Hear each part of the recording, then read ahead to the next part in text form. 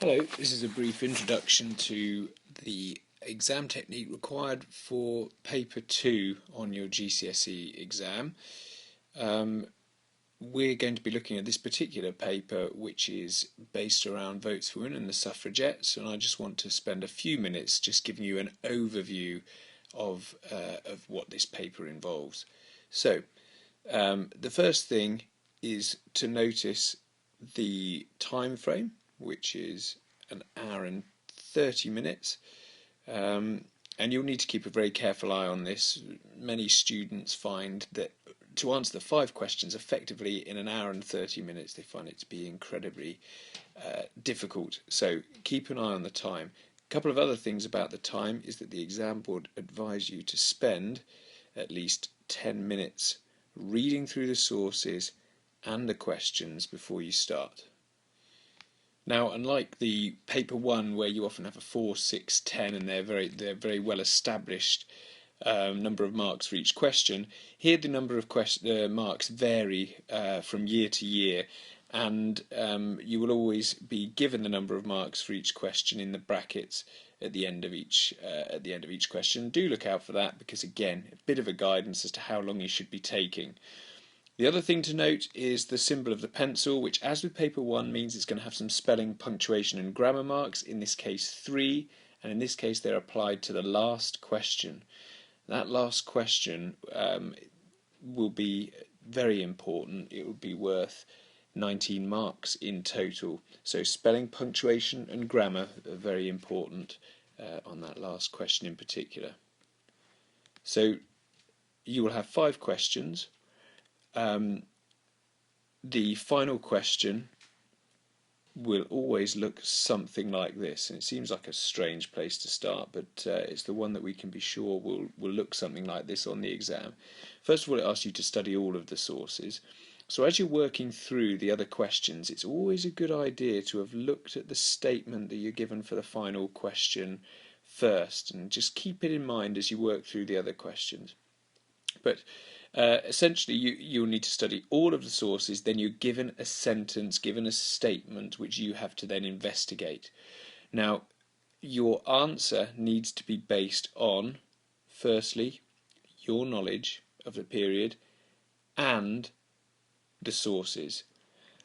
Now, that's very important. It leads with your knowledge, and your answer should lead with your knowledge. So the challenge here is to combine your knowledge with the sources to address both sides of that statement.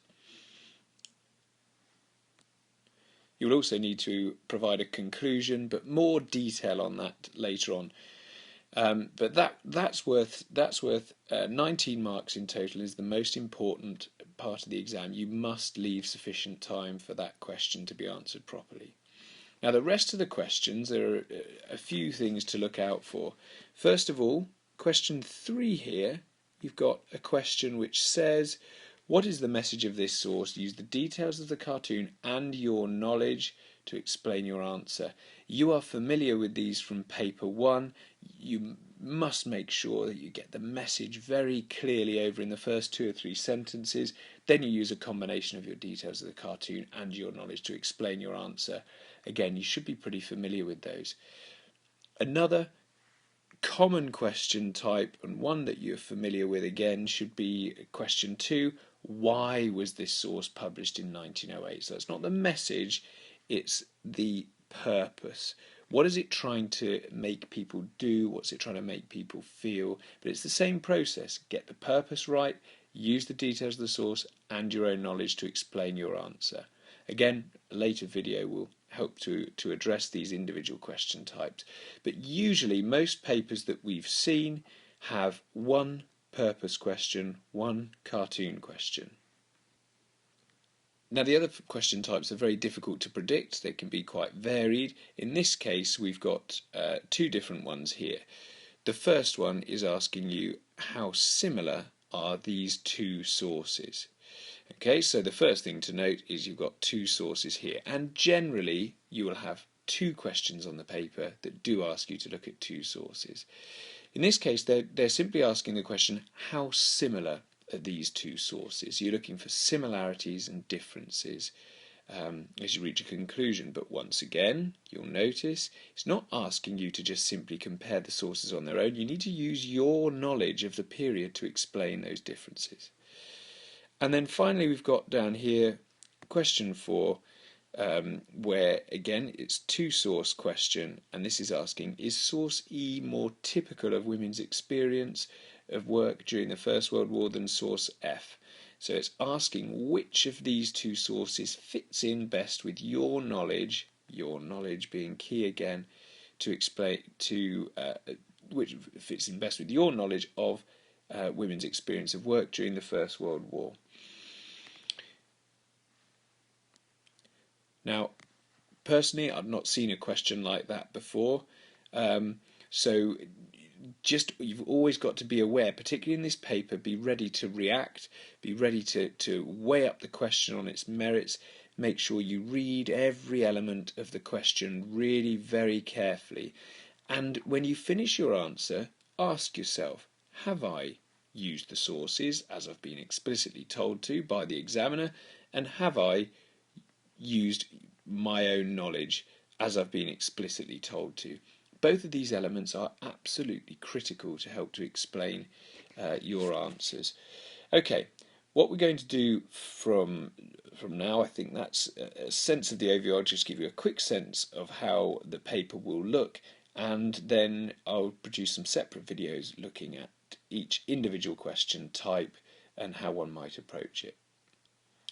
So on the first page, you've obviously got your sources laid out. A couple of things to notice: when you're reading, I would expect you to be annotating really carefully as you go through, looking carefully at where the source is from. Don't just look at who wrote it, in this case women workers in a Lancashire cotton mills, but look at who it's written to. In this case it's to Parliament, so you're thinking about audience, you're thinking about purpose, and so on. You're also looking carefully at what are they saying. Same here for source B. Who's it written by? In this case it's written by the suffragettes in a journal or a magazine. So as you're reading through, I'd expect you to be annotating, etc., etc., to help you when you get to answer the questions.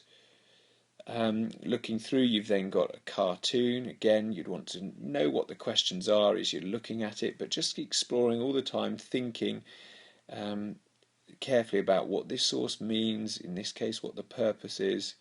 You've got another cartoon there. Look at the date, always look at the date, August 1916. To me, I'm thinking summer 1916, Battle of the Somme. Start to think about your contextual knowledge straight away.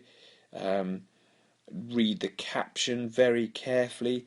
The other thing is that the exam board will help you in places.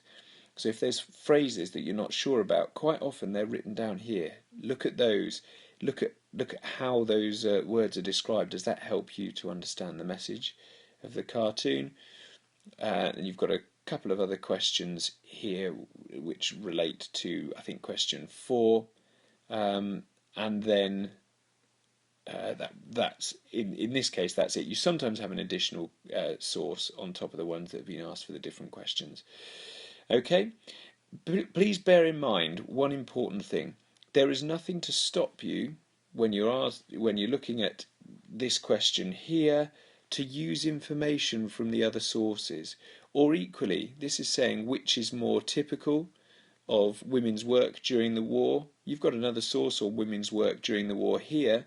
You could potentially refer briefly to the image in source D to help you answer this question of which is more typical. So it's something to bear in mind. It's called cross-referencing, where you're using other sources to help you.